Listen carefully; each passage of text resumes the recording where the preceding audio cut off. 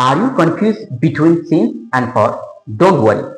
In today's lesson, we are going to understand the difference between since and for. So, we use since to talk about a specific point of time.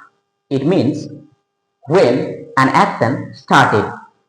For example, I have been studying since 6 a.m. It means I started my study at 6 a.m. but I'm still reading the book.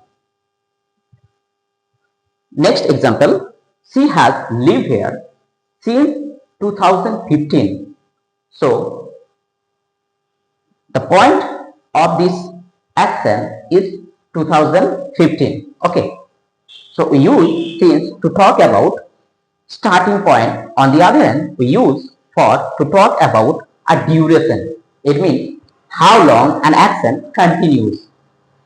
For example, I have been playing cricket for 3 hours. So the duration of this action is 3 hours. Next example, my father has been working in this company for 10 years.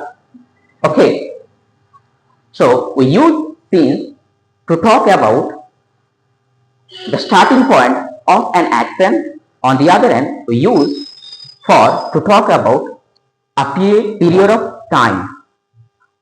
I hope you understood the lesson very well. If you think this video is fruitful for you, please make sure to subscribe.